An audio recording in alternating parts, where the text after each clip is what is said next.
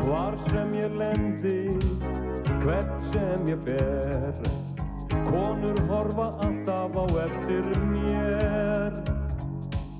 Kannski það rassinn, eða brjóstkassinn, kannski það vangasvipurinn, eða nefið, eða litli lýngurinn.